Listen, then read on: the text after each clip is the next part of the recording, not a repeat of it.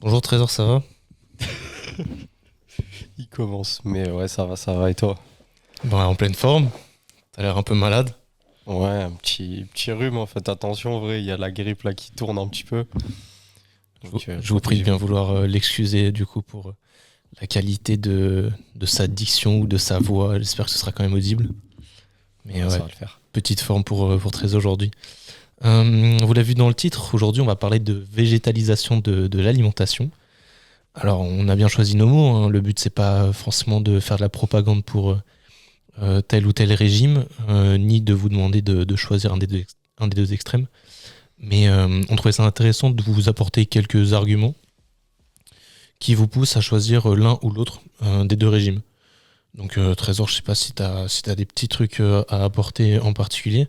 Moi, je m'étais dit que ce qui peut être intéressant pour cadrer ce podcast et organiser un petit peu notre pensée, c'était de voir dans l'ordre toutes les choses qui peuvent différencier et l'alimentation basée sur des produits plus d'origine animale versus l'alimentation basée sur des produits d'origine végétale. Donc, dans l'ordre, on peut parler peut-être, je sais pas, des protéines au hasard, Ouais. qui est déjà un gros morceau. Donc, on va vraiment prendre le sujet dans sa globalité, euh, pas dans sa globalité complète, parce qu'évidemment, ça peut relever de certains arguments ou certains sujets socio-écologiques, mais nous, on va pas toucher à ça, c'est pas notre domaine d'expertise. On va plus se concentrer sur la partie nutrition, alimentation. Donc, dans l'ordre, on va commencer par parler des macros. Qu'est-ce qu'on peut dire à propos des protéines déjà? C'est quoi la différence entre les deux? Dis-nous. Bah, déjà en termes d'apport dans les protéines animales, généralement vous allez retrouver tout ce qui est viande, volaille, donc vous allez avoir la viande hachée, le bœuf, le poulet, vous pouvez avoir les œufs aussi, vous pouvez retrouver le saumon, hein, donc tout ce qui va être poisson. Donc ça c'est, on va dire, les protéines animales principales, hein, celles que la majorité des gens utilisent. Et sinon, dans les protéines végétales, vous allez retrouver pas mal de choses aussi. Donc il peut y avoir les céréales, les légumineuses aussi, hein, majoritairement. Et voilà. Bon, après, c'est tout ce qui est ouais, soja, ça compte dans les céréales même. Il me semble que ça a Ouais, été classifié dans les légumineuses, mais c'est tout ce qui est produit à base de soja, ouais, soja fermenté, toutes ces choses-là, le tofu, tout ça. exactement. Et ça, c'est un gros morceau aussi dont il faut tenir compte quand on ne mange pas de viande. Parce que oui, si demain vous devez passer, enfin vous choisissez d'arrêter de la viande, vous pouvez pas manger comme d'hab et juste supprimer la viande de vos repas. Il faut effectivement essayer de créer un équilibre nouveau à partir de l'absence de ces produits-là, justement. Et quand on regarde un petit peu les différents arguments des pro-omnivorisme et différents scientifiques qui vous contre-indiquent de passer végé, c'est ça, c'est le premier argument, c'est l'apport en protéines. Donc on observe en général que, effectivement, quand on est végétarien, on a tendance à manger moins de protéines et on a tendance aussi à avoir plus de mal à atteindre ces apports. Quel impact ça peut avoir d'un point de vue performance du coup? Bah, ça va être surtout sur la synthèse protéique, hein, finalement. Donc tout ce qui va être dans comment dire, la reconstruction, hein, des protéines contractiles musculaires. Donc ça va être surtout ça qui peut y avoir un impact, et notamment aussi dans le processus de prise de masse musculaire, donc d'ajout de protéines contractiles supplémentaires. Parce que c'est vrai que généralement on remarque que sur les fourchettes autour de la prise de masse musculaire, on se retrouve quand même à peu près aux alentours de 1,6, même si c'est vrai qu'il y a quand même une fourchette assez large, hein. On remarque quand même des bénéfices même à 1,4, voire même 1,2, j'ai déjà vu dans certains papiers. Donc on n'est pas forcément obligé d'atteindre cette fourchette haute, mais c'est vrai que euh, la fourchette initiale et optimale, ça semble être quand même 1,6. Et c'est vrai que ça peut être compliqué. Surtout, en fait, le plus compliqué, c'est pas forcément l'apport en protéines, c'est l'apport en protéines qui va être généralement associé à peut-être un apport plus important en fibres, à d'autres aussi macronutriments qui peuvent aussi potentiellement impacter finalement les capacités digestives. Donc des fois, ça peut être des problématiques qu'on peut retrouver chez certains athlètes, et c'est pour ça qu'il faut essayer vraiment de bien cycler la planification nutritionnelle. Mais bon, on pourra peut-être en revenir un petit peu après. Donc voilà. Ouais, ça, on pourrait rebondir directement sur ça, sur l'apport en fibres. Mais avant de glisser sur cette voie-là, il faut voir qu'il y a plusieurs niveaux de végétalisation de l'alimentation. Tu as parlé de toutes les sources de protéines animales. Je sais pas si tu as mentionné les œufs, je me souviens pas. Si, j'ai mentionné. Mais du coup, il se peut que vous décidez de ne plus manger de viande pour des raisons qui vous sont propres, qui vous regardent, mais que vous continuez à consommer des œufs, et ça c'est une bonne base, ça facilite pas mal les choses. Pareil, peut-être que vous consommez encore du poisson, ou à l'inverse que vous supprimez le poisson comme la viande. Et après, c'est la question des produits laitiers. Est-ce que vous continuez à consommer des produits laitiers? Ça, pareil, même si au niveau des graisses, et on peut glisser directement sur ça, mais c'est pas forcément ultra indiqué. Les produits laitiers, d'un point de vue richesse micronutritionnelle et apport en protéines, c'est quand même super intéressant. Donc pouvoir se reposer sur ça quand on essaie de végétaliser son alimentation, c'est intéressant. Mais donc, si on essaie de glisser sur les graisses, les différences qu'on peut voir, et dis-moi si j'oublie des points, mais c'est avant tout la proportion de graisses saturées qu'on va avoir dans l'alimentation qui repose plus sur des produits d'origine animale. Ouais. Et les graisses saturées, c'est le facteur de risque. Enfin, la surconsommation de graisses saturées, c'est le facteur de risque de base numéro 1 pour le risque, enfin pour augmenter le risque de survenue de maladies cardiovasculaires. Donc, même si nous on s'intéresse plus à la performance repose beaucoup sur des marqueurs santé. D'un point de vue santé, on remarque que les végétariens ont un terrain un peu plus avantageux, en tout cas, grâce à ça, grâce à cette consommation plus réduite en graisses saturées. Et ça, c'est un point qu'il faut noter déjà. Ouais, et d'ailleurs, moi j'ai un papier sur ça. On pourra noter la source. Du coup, ils avaient du coup, je pense, surchargé entre guillemets. J'essaie de bien employer les mots parce que je suis plus exactement sûr de l'apport. Mais il y avait quand même une consommation assez importante de fruits et légumes, et ils avaient essayé d'analyser ça un petit peu sur une durée, je sais plus exactement, mais c'était une durée déterminée, et ils avaient juste voulu analyser un petit peu les bénéfices sur les protagonistes, et au final ce qu'ils avaient remarqué c'était des choses déjà très intéressantes, en tout cas sur les marqueurs de santé. Déjà sur le taux de mortalité, toutes causes confondues, finalement il y avait une grosse baisse. Sur tout ce qui était maladie cardiovasculaire, comme tu l'as énoncé juste avant, c'est vrai qu'il y avait quand même pas mal de diminution aussi. Sur l'obésité, sur tout ce qui était état inflammatoire. En plus, ça me fait penser à un sujet parce qu'on avait envie d'en parler un petit moment aussi sur tout ce qui est pro-inflammation. Mais c'est vrai que sur l'état inflammatoire, il y avait quand même une grosse diminution. Et ce qui était intéressant, c'était sur des marqueurs assez spécifiques, notamment sur le LDL cholestérol. Donc pour ceux qui connaissent pas, c'est une lipoprotéine, tout simplement, qui a le rôle de déposer entre guillemets le cholestérol du foie vers les autres organes, et du coup c'est vrai que c'est un marqueur qui est assez intéressant quand même dans le tracking finalement des maladies cardiovasculaires, mais il y avait aussi sur l'apolipoprotéine B, et c'est vrai que ça semble être un marqueur même encore plus intéressant. Parce que finalement c'est une protéine qui fait partie de pas mal de lipoprotéines, et en gros elle est aussi chargée du dépôt finalement du cholestérol, et notamment aussi de certaines graisses.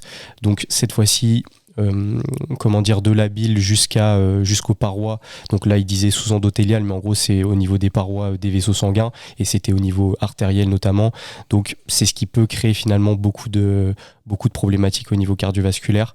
Donc on remarquait quand même une grosse diminution par rapport à ça, et c'était aussi par rapport à l'absorption et la réabsorption intestinale du cholestérol, donc de la bile jusqu'aux intestins. Donc ça c'était vachement intéressant. Et après il y avait sur les marqueurs de satiété, donc il y avait une satiété quand même, un sentiment de satiété qui était plus important. Il y avait aussi sur des marqueurs finalement de triglycérides, donc autour de circulation de triglycérides sanguins, finalement il y avait une diminution de cholestérol comme on l'a dit, et du coup en fait on remarquait quand même que le profil de santé était vachement amélioré avec une consommation qui était plus élevée en végétaux. Donc finalement ça a apporté certaines conclusions en termes de recommandations, et ils avaient tendance quand même à augmenter et à conseiller d'augmenter l'apport en végétaux, donc de manière générale. Et c'est vrai qu'ils remarquaient quand même que la population avait quand même du mal à atteindre les quotas, que ce soit en fibres, que ce soit en végétaux de manière générale, donc c'était quand même assez important de pouvoir respecter ça. Ouais, bon, du coup, tu as bien mis en avant la problématique des fibres. Et si on prend un peu de recul par rapport à tout ça, parce qu'avant même de réfléchir à la répartition des macronutriments, c'est intéressant de penser total calorique pour être à maintien en fait. Éviter de créer un déficit parce qu'effectivement il faut manger plus en termes de volume quand on est végétarien. Ça peut poser des soucis, donc il faut bien en tenir compte quand on végétalise son alimentation. Mais donc les fibres, pour la satiété, c'est top. Enfin, ça a des propriétés intéressantes pour la satiété, pour la prévention de pas mal de pathologies dont tu as parlé. Mais il faut voir aussi la digestion, la capacité de digestion que vous avez. Et ça, c'est vraiment propre à chacun. Il y a des choses qui passent moins bien que d'autres. C'est au cas par cas. Il faut essayer de faire étape par étape pour voir ce qui fonctionne ou pas. Même si adopter une démarche rigoureuse, scientifique, dans ça, c'est compliqué parce qu'il y a beaucoup de facteurs qui entrent en compte. Essayer d'isoler les facteurs qui peuvent justifier des problèmes digestifs ou pas, ça peut être une clé intéressante pour comprendre ce que vous pouvez intégrer ou non à votre alimentation. Mais donc, la clé, avant même de réfléchir aux macronutriments, c'est est-ce que végétaliser votre alimentation vous permet de maintenir le total calorique que vous avez en moyenne sur votre journée, sur votre semaine même plutôt. Et ça, c'est une question qu'il faut vraiment mettre en avant parce que même si, d'ailleurs, je vais un petit peu parler sur Insta, même si y a des gens qui végétalisent leur alimentation pour perdre du poids, et que perdre du poids, c'est plutôt vu comme une bonne chose par l'entourage et même plus généralement dans la société, c'est pas vraiment positif. D'un point de vue santé, c'est pas vraiment positif. Faut voir jusqu'où ça va et faut voir si c'est voulu ou non. Et dans les deux cas, ça peut cacher certaines problématiques un peu plus profondes. Donc, essayez de bien gérer votre poids quand vous transitionnez sur une alimentation qui supprime certains aliments. Là, on parle de la végétalisation, donc c'est supprimer les viandes, mais ça peut être d'autres choses comme vous découvrez une intolérance au lactose et du coup vous supprimez tous les produits laitiers. Bah là, ça peut poser des soucis, ça peut déséquilibrer un petit peu l'équilibre que vous vous êtes construit. Donc, n'oubliez pas, là on parle des macros, mais la base, c'est quand même le total calorique, l'équilibre entre les apports et les dépenses.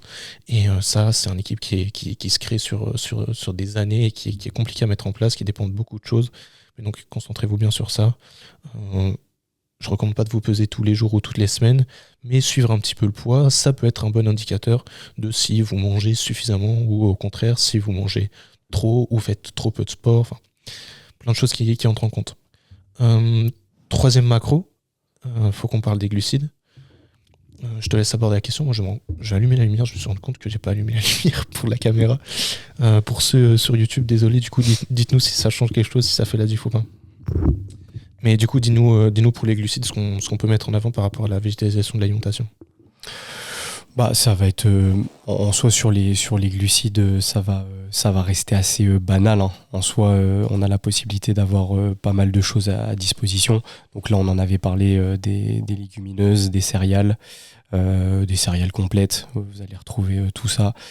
Généralement, on va essayer vraiment de privilégier toutes ces catégories-là. À part ça, je vois pas d'autres choses en particulier. En fait, on a vu un petit papier qui compare un petit peu les différences d'apport entre les personnes plus végétariennes versus les omnivores. Et on se rendait compte que proportionnellement, il y avait un peu moins de prot chez les végés et qu'il y avait plus de glucides chez les personnes végétariennes par rapport aux omnivores. Et que ça présentait pas forcément des risques sur la performance, même que c'était plutôt bénéfique. Alors on va glisser sur la performance un peu plus tard dans le podcast, là on a d'autres choses à voir, mais d'un point de vue performance en tout cas, il n'y a pas de différence significative qui a été notée.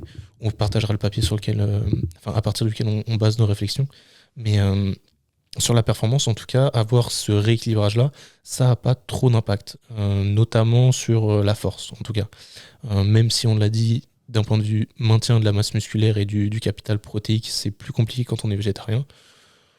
En pratique, sur le sport, ça va, ça pose pas de soucis. Mais donc, après les macros, si on glisse sur la partie micronutrition, je sais pas tout de suite ce à quoi on peut penser, peut-être le fer ou la B12, ouais. Dis-moi de quoi tu as envie de parler. En vrai, on peut même parler même d'autres choses, hein, magnésium, calcium, fer, B12, etc. Mais c'est parce qu'en fait, il y a toujours un petit peu cette idée qui perdure autour de la végétalisation, notamment avec certains composés qui sont justement intégrés à tous ces aliments et qui potentiellement freineraient un petit peu l'assimilation et l'absorption de certains micronutriments. Notamment, vous avez pu le voir, hein, sans doute l'acide phytique, il y a aussi l'acide oxalique. Donc c'est des choses, des composés qui sembleraient finalement limiter un petit peu l'absorption. Et c'est vrai que c'est souvent quelque chose qui est mis en avant pour peut-être donner un petit peu plus de réserve sur les conseils un petit peu autour de ça. Ce qu'on remarque, c'est que c'est une réalité. Déjà, il faut peut-être rappeler qu'il y a quand même certains composés dans l'acide phytique qui sont vachement intéressants, notamment en termes d'antioxydants. Donc c'est pas un composé qui est totalement à jeter à la poubelle. Et en même temps, on remarque qu'en utilisant certains procédés, on peut potentiellement s'y limiter ce frein, cette absorption. Il y a le trempage. Après, c'est vrai qu'en termes d'organisation, c'est assez chiant, mais on remarque que si on trempe les aliments, par exemple des céréales ou des légumineuses, toute une nuit, pour les préparer le lendemain, généralement, il va y avoir une diminution un petit peu de l'acide phytique et une meilleure absorption des micronutriments. Donc ça peut être des stratégies.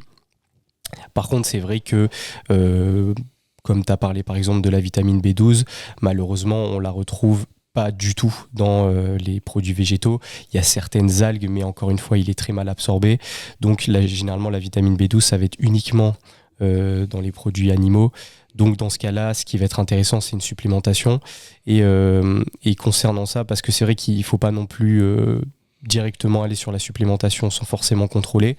Mais c'est vrai que je me souviens, c'était je crois le docteur Damage qui était passé sur Justine Nutrition, enfin c'est son podcast qui est intéressant aussi, et qui avait parlé de cette supplémentation. Et il avait dit qu'en soi, on pouvait justement l'autoriser et la conseiller parce qu'il n'y avait pas forcément de seuil au-delà duquel il y avait vraiment des effets défavorables.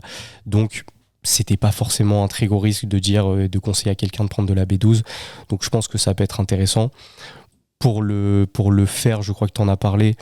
On le sait, hein, le fer végétal qui est non héminique, du coup, il est moins bien absorbé. Mais il y a aussi des stratégies qu'on peut mettre en place, hein, notamment l'association avec de la vitamine C pour maximiser l'absorption. Donc, en soi, c'est pas forcément une problématique. Il peut y avoir aussi des problématiques. Par contre, sur le fer, il y a une petite subtilité peut-être pour le sportif, donc on essaiera de revenir sur ça. Et pour le magnésium, une supplémentation, elle pourrait être potentiellement intéressante, même si on en retrouve quand même dans les végétaux. Et c'est vrai qu'avec la stratégie que je vous ai donnée tout à l'heure, c'est tout à fait possible de maximiser l'absorption. Mais la supplémentation n'est pas forcément risquée non plus sur le magnésium. Je pense que c'est quelque chose qu'on conseille généralement et que toi, tu as conseillé aussi. Si vous en avez trop, vous allez l'éliminer, donc il n'y a pas trop de risques. Et à part ça, peut-être le zinc. Le zinc végétal est aussi un petit peu moins bien absorbé. Par contre, ça, c'est un peu plus compliqué en termes de supplémentation. J'aurais pas tendance à le conseiller parce que ça peut être nocif quand même en grande quantité. Donc ça, il faut vraiment surveiller, essayer d'avoir des bonnes prescriptions médicales. Donc là, essayez de consulter avant de vous supplémenter. Et sinon, sur le reste, je pense qu'on a fait à peu près le tour. Peut-être le calcium. Peut-être le calcium aussi. Ça, c'est vrai que j'avais vu un papier qui était intéressant et qui avait notamment évalué un petit peu l'absorption du calcium. Et c'est vrai que le calcium qui était le plus absorbable, entre guillemets, c'était le calcium du chou. Et ça m'avait vachement étonné parce que je pensais que c'était dans les produits laitiers. Donc, faut aimer le chou. Donc ça, c'est aussi encore une autre histoire. Mais voilà. Donc il y a des petites stratégies et pas forcément des fois des limitations sur l'absorption comme on peut l'entendre. Il y en a forcément, c'est sûr, mais il y a des stratégies à mettre en place pour les limiter. Ouais, encore une fois, nous, nos podcasts, c'est à titre informatif. Ça n'a aucune valeur médicale. Ouais. Donc c'est bien, continuer à apprendre des trucs comme ça, mais on espère que ça vous aide à développer des petites réflexions, à mettre en avant des soucis auxquels vous pensez pas forcément. Mais si jamais vous entrez dans cette démarche-là, n'hésitez vraiment pas à vous faire suivre. Même, c'est peut-être l'occasion de faire un check, faire une prise de sang pour voir si avant de commencer cette végétalisation de votre alimentation, il n'y a peut-être pas des trucs à régler. Pareil, malheureusement, la supplémentation, ça peut être vu comme la solution à vos problèmes, mais sur le long terme, c'est pas forcément le plus agréable. Et en plus, c'est pas donné que ça amène des résultats. On va pas rentrer dans la chimie là, et puis j'avoue que je bosse pas encore là-dessus, mais euh, quand on fait un suivi biologique de votre, enfin de ce qu'on retrouve dans votre sang, on se rend compte que la supplémentation, c'est pas forcément, ça règle pas forcément vos soucis, notamment sur le fer, et que c'est un petit peu plus compliqué de remonter le fer que juste prendre des compléments. Donc, faites-vous suivre. Il y a des médecins spécialisés dans la nutrition pour ça, qui normalement sauront vous accompagner, vous guider sur ça. Et n'hésitez vraiment pas à aller au-delà de ce qu'on vous raconte nous dans ce podcast-là, pour que vous fassiez le choix le plus éclairé possible, parce qu'on n'est pas à l'abri aussi de quelques erreurs de recommandations. Malheureusement, on est comme vous, on est humain, et on essaye d'être le plus averti possible, mais on n'est pas infaillible. Donc, voilà. Et encore une fois, le but ici n'est pas de faire la propagande de la végétalisation. Moi, j'aurais quand même tendance, si on devait peut-être ressortir certains conseils, j'ai tendance à conseiller quand même de végétaliser beaucoup plus, parce qu'on remarque quand même que c'est quand même un gros manque dans la population française. Donc on a du mal à atteindre nos quotas, que ce soit vraiment même les quotas assez simples. Et c'est vrai que parfois, en fait, même une augmentation très légère, on remarque que pour les légumineuses, par exemple, c'est une augmentation à partir de 120 grammes. Donc ça représente vraiment presque rien sur une assiette. Bon, c'est déjà quand même quelque chose, mais sur la journée, vous êtes sans doute capable de le faire. Et rien que de 120 grammes de haricots, ça améliorait déjà pas mal de marqueurs de santé. Donc je pense qu'il y a des choses à faire très facilement, très simplement. Et je pense que c'est quand même relativement bénéfique pour la santé et pour tous les marqueurs de santé qu'on vous a parlé. Donc c'est quelque chose à conseiller. Mais encore une fois, c'est pas indispensable. Moi, je dirais que vraiment le gros argument, et ça me permettra peut-être de rebondir parce que j'ai trouvé ça intéressant sur le rapport du service de nutrition, je crois c'est ça, qui a essayé de modifier un petit peu le PNNS. C'est par rapport à, on va dire, sur l'aspect plus écologique. Parce qu'en gros, je vais pas m'aventurer là-dedans, hein, pas du tout, parce que je t'en ai parlé au début, mais ce que je trouve intéressant, c'est qu'ils avaient évalué par rapport à l'accord international que tout le monde connaît, l'accord de Paris, que le fameux Trump a décidé de quitter, mais ça c'est un autre sujet. Mais en fait, ils avaient justement essayé de comptabiliser le nombre de protéines qu'on devait consommer pour pouvoir respecter l'accord de Paris, et ils en est arrivés au terrible constat que c'était à peu près l'équivalence de 420 grammes, volaille comprise. Donc ça veut dire que c'est viande rouge plus volaille, donc c'est même encore moins que ce qu'on peut retrouver sur les recommandations autour de la viande rouge par semaine. 420 grammes par semaine ? Par semaine. Ok. Par semaine. Donc c'était vraiment ce qu'ils avaient retrouvé. On pourra mettre le papier si ça intéresse. Mais du coup, c'est vrai que ça abaisse pas mal quand même la consommation, je pense, de viande de beaucoup de gens. Mais en tout cas, sur l'écologie, il y aurait un impact. Donc voilà. Bon, c'était le petit... la petite note qui fait du bien, mais bon. Voilà. Encore une fois, on veut pas trop rentrer là-dedans parce que ça relève aussi beaucoup de vos valeurs et de vos choix qui vous sont propres et qu'on respecte. Ouais. Moi, je pars vraiment du principe que tous les choix sont bons, mais le meilleur choix, c'est quand même le choix le plus éclairé. Donc, au plus vous avez d'informations, au plus vous prenez les bonnes décisions et vous faites les bons choix. Donc après, ce que vous faites, ça vous regarde. Mais ouais, d'un point de vue écologique, il y a beaucoup d'arguments aussi. Encore une fois, nous on parle de végétaliser son alimentation. Ne devenez pas végétarien du jour au lendemain. Ça présente pour vous trop de risques et trop peu d'intérêt, même à l'échelle, je dirais, de la planète et de la consommation de viande, vraiment de l'humanité. Mais si vous arrivez à gagner un petit peu de sensibilité à cette question-là, c'est déjà bien. Ouais. Est-ce qu'on peut glisser du coup sur la partie un peu plus sportive de cette démarche-là ? Ouais. J'en profite du coup pour te demander ce que tu voulais évoquer par rapport au fer. T'as dit que tu voulais rebondir là-dessus. Ouais, parce que c'est un point très rapide de physio, mais c'est parce qu'en fait on a remarqué que généralement il y avait une difficulté plus importante chez les sportifs en termes d'absorption de fer et du coup d'avoir des apports suffisants en fer, et c'était relié notamment à l'augmentation de l'hepcidine et de l'interleukine 6. Donc ça c'est des composés qui sont sécrétés après l'effort et qui limitent l'absorption du fer. Donc on remarquait qu'en fait généralement C'est aussi pour ça qu'il pouvait y avoir justement des conseils et des recommandations qui étaient plus élevés chez le sportif pour justement pouvoir combler un petit peu ces composés-là. Mais ce qui était intéressant, ce que je trouvais vraiment intéressant, c'était par rapport à comment limiter un petit peu l'augmentation de l'hepsidine et de l'interleukine. Et on remarquait que finalement, c'était la consommation de glucides à l'effort qui permettait de combler ça et de limiter un petit peu ça. Et ce qui augmentait un petit peu aussi les taux, c'était les mesures de VO2 max. Donc on remarquait que plus la VO2 max était élevée et moins finalement l'hepsidine et l'interleukine étaient sécrétées après l'effort. Et en fonction aussi de la durée de l'exercice, plus la durée de l'exercice était importante et plus finalement ces taux d'hepsidine et d'interleukine étaient élevés, donc plus il allait avoir peut-être un impact sur l'absorption du fer. Donc en prenant conscience de ça, des fois vous pouvez essayer d'orienter, de planifier un petit peu mieux vos apports pour pouvoir les combler et finalement avoir aucune problématique. Ok, très bon point. Alors, du coup, si on cadre la réflexion en fonction du type d'effort, si ça te va, je pense que c'est le plus cohérent. Est-ce qu'on a un intérêt à végétaliser notre alimentation quand on fait un sport d'endurance, par exemple? En soi, je dirais oui quand même. Notamment pour tous ces points-là. Comme tu l'avais dit en plus, hein, c'est vrai que la différence qu'il y avait entre végétarien, je pense, ou végétalien et omnivore, c'était justement la consommation plus importante de glucides.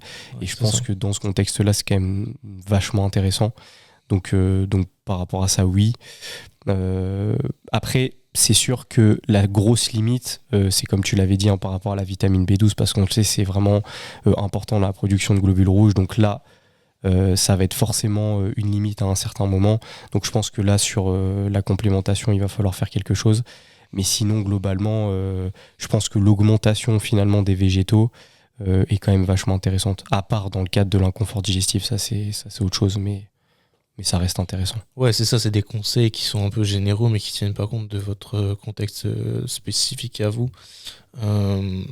Végétaliser son alimentation, ça implique quand même pas mal de problématiques au niveau du volume alimentaire, on l'a dit, au niveau de la digestion. Ouais. Donc, il faudra adapter aussi en fonction de vos entraînements et vos échéances pour être sûr que ça ne pose pas de soucis et que sur le long terme, ce soit bénéfique et qu'à court terme, vous n'ayez pas l'impression que ça vous pénalise. Comme ça, on favorise l'adhésion à ce régime-là et sur le long terme, vous êtes gagnant sur vraiment tous les points. Et il y a peut-être un dernier point aussi, parce que je suis en train d'y penser et je pense qu'on l'avait déjà évoqué, c'était par rapport au sport entre guillemets d'impact, donc notamment la course à pied. C'est vrai qu'on remarquait à la fin d'effort, comme il y avait justement des impacts qui se créent au niveau osseux et au niveau des segments, il y avait aussi finalement à chaque fois ce phénomène qui se crée, donc l'orientation un petit peu du volume sanguin qui se crée au niveau périphérique, donc au niveau des muscles, et on remarquait qu'il y avait une perméabilité qui était plus importante au niveau intestinal, et en fait à la fin de l'effort il y avait du coup beaucoup de volume sanguin qui se retrouvait au niveau de l'intestin, et en fait on remarquait qu'il y avait pas mal d'oxygène aussi et de radicaux libres qui arrivaient au niveau intestinal, et c'est pour ça que la présence d'antioxydants et notamment de végétaux, parce que les antioxydants ça va être majoritairement les végétaux, était intéressant dans ce phénomène-là et du coup dans la récupération. Donc je pense que végétaliser c'est quand même assez intéressant. Après, être uniquement vegan ou végétarien, je ne sais pas, encore une fois, hein. Je pense qu'il n'y a pas forcément de différence significative, mais comme on l'a dit tout à l'heure, hein, augmenter votre consommation de fruits, de légumes, de noix, d'huile, ça va être hyper intéressant dans tous les cas. Ouais, très bon point. C'est vrai que j'avais passé pas mal de réflexions autour de ça, de l'ischémie, reperfusion et tout ce que ça impliquait, notamment sur la perméabilité intestinale et le passage des toxines, le fait qu'il fallait finalement quand même s'entraîner à manger à l'effort pour réduire ce risque-là, ce risque de passage des toxines dans l'intestin. Donc très bon point. L'autre grande catégorie d'efforts, je pense que on peut s'arrêter sur ça, c'est les sports de force, du coup plus l'entraînement en résistance, dont on parle un peu plus. Alors là, encore une fois, est-ce qu'il y a un intérêt à avoir un régime qui soit plus animal ou plus végétal? On l'a dit, le document là qu'on a lu ne soutient pas quoi que ce soit, à part le maintien du capital protéique, de la masse musculaire ou due à la quantité de protéines qui est consommée chaque jour. on n'a pas grand-chose à mettre en avant. C'est peut-être le seul point en fait où il n'y a pas d'intérêt à être plus végétarien que omnivore. En tout cas, la revue qu'on a lue et qui se base sur 6 papiers, il y a quoi? On a vu 300, 600, peut-être 1200 personnes étudier, un truc comme ça. N'arrive pas à tirer de conclusions significatives sur ça. Encore une fois, c'est compliqué d'étudier un régime alimentaire complet. D'un point de vue rigueur scientifique, c'est pas évident d'isoler le facteur végétalisation de l'alimentation ou pas. C'est comme pour le bio, en fait, il y a pas mal de biais qui entrent en compte. Mais donc sur la performance sportive en sport de force, moi j'ai rien vu d'intéressant. Je sais pas toi. Non, moi, à chaque fois, c'était un petit peu des mesures indirectes. C'est comme les marqueurs de santé augmentés. Il y avait un léger impact sur la performance, mais c'est très peu significatif. Donc, c'est plus la santé qui va au global s'améliorer et du coup, indirectement, la performance. Mais bon, en termes de performance pure, c'est-à-dire vraiment si on se base sur l'effort, il y aura très peu de différence. Ouais. Encore une fois, la clé, si vous végétalisez, c'est vraiment d'être soucieux de vos apports en prot. Ouais. Il n'y a pas besoin de 3 grammes 6, mais bon. Par gramme par kilo de poids de corps, du coup, j'entends. Mais ouais, ça devient compliqué. Enfin, plus on avance, plus ça devient compliqué d'avoir des apports en protéines suffisants quand on repose notre alimentation sur moins de viande, en tout cas. Ouais. Parce que nécessairement, ça implique des volumes alimentaires beaucoup plus importants. Et en vrai, on pourrait peut-être le dire, parce que je pense qu'on l'a pas mentionné, mais c'est vrai que l'idée, même on l'avait nous aussi, en tout cas moi je l'avais il y a encore quelques mois, qu'il fallait à chaque fois avoir une bonne répartition en termes de végétaux pour avoir des céréales et des légumineuses à chaque repas. Au final, on se rend compte que c'est pas vraiment le cas. Si dans votre journée, vous avez un mélange de céréales, de légumineuses, vous n'avez pas besoin à chaque repas d'avoir l'association. Vous allez avoir une assimilation qui sera optimale. Donc vous prenez pas trop la tête sur ça, en vrai. Ouais, je sais même plus sur quoi ça se basait. Ça, peut-être que. C'était sur les facteurs limitants, tu vois. Ouais, oui, c'est ça. Ouais, c'est ça. Mais selon eux, il y aurait un intérêt à avoir tous les acides aminés essentiels sur le repas, alors qu'en soi, non. Et encore une fois, c'est intéressant, mais ça relève un peu de la chrononutrition, qui est une notion sur laquelle on émet quelques doutes encore. Mais ça reste intéressant. En tout cas, vous prenez pas la tête. Ce qui compte, même, j'arrive pas à retrouver le papier et la source, mais j'avais passé l'info comme quoi, à partir de 1,6 g de protéines par kilo de poids de corps, le fait qu'il y ait un bon rapport de protéines végétales versus protéines animales n'était plus si important que ça. Et qu'encore une fois, c'était une question de volume, quoi. Mais c'est bien de le mentionner parce qu'effectivement, si on reprend les arguments des pros omnivorisme, voire carnivorisme, les hommes préhistoriques comme j'aime les appeler, il n'y a pas tous les acides aminés essentiels dans les végétaux, à part dans le soja. Mais donc ça présente un défaut, et c'est ce qu'on appelle facteur limitant. Ça présente un défaut du coup sur l'aminogramme, le fait que bah oui, l'acide aminé essentiel par définition c'est ce que le corps ne peut pas produire mais dont il a besoin, et donc il faut trouver un moyen de combler ça. Mais encore une fois, céréales et légumineuses se complètent. Si sur votre journée vous arrivez à reposer sur les deux, c'est idéal. Encore une fois, nous sommes bien conscients que d'un point de vue pratique ça pose quelques soucis et que ça bouleverse un petit peu l'organisation, quoi. Merci Trésor pour cet épisode et toutes ces réflexions. Moi, je voulais juste rajouter un petit point quand même par rapport à la viande. Parce que, et encore une fois, les gars, j'anticipe, mais je suis pro-viandard, donc je suis pas contre la viande du tout. Mais quand même, sur la viande rouge, il faut quand même faire un petit point. Parce que c'est quand même important de reprendre juste le classement CIRC. Donc c'est, on va dire, l'indice de classement des composés cancérogènes. Je crois qu'on dit cancérogènes. Je peux dire les deux. Ouais. Et c'est vrai que quand même la viande rouge est classée au groupe 2, je crois 2A. Donc il faut quand même faire attention. Il faut surveiller un petit peu la consommation, essayer d'avoir certaines diminutions, respecter les recommandations, c'est autour de 500 grammes par semaine. Et de ce que j'ai vu en tout cas, et je pensais pas autant, mais la population elle est quand même vachement plus élevée. Donc si franchement vous pouvez retirer peut-être un conseil de tout ça, c'est pas forcément devenir végétarien, mais diminuer un petit peu votre consommation de viande rouge. Et c'est peut-être de répartir un petit peu mieux avec tout ce qui est viande maigre comme la volaille, les choses comme ça, c'est déjà très bien. Et voilà, hein, ce sera bien, je pense, pour la santé de tout le monde. Et sinon, voilà, faites attention à vous. Ouais, très bon point. Étape par étape. Ne passez pas vegan directement, étape par étape. Merci Trésor pour ce dernier point. On va vous laisser là. N'hésitez pas à nous dire si jamais on a dit des conneries ou si on a dit des trucs sur lesquels vous n'êtes pas d'accord. Si jamais vous votez pour Trump par exemple. Enfin, je pense qu'il n'y a personne qui est aux États-Unis ici. Donc n'hésitez pas. On kiffe interagir avec vous, hein, toujours. Donc maximiser ça, les commentaires et tout ça, même ça nous soutient un petit peu. C'est pas grand chose, mais ça nous fait plaisir et ça nous soutient. On se retrouve la semaine prochaine pour un autre épisode dont on ne connaît pas encore le sujet. On a évoqué l'idée de parler de tout ce qui est pro-anti-inflammatoire, mais ça peut être d'autres choses. Ça faisait longtemps qu'on n'avait pas parlé de nutrition, c'est cool de revenir un petit peu là-dessus. Donc dites-nous si ça vous a fait kiffer. Et moi je vous dis à la prochaine. Merci encore Trésor. Ouais, merci à vous.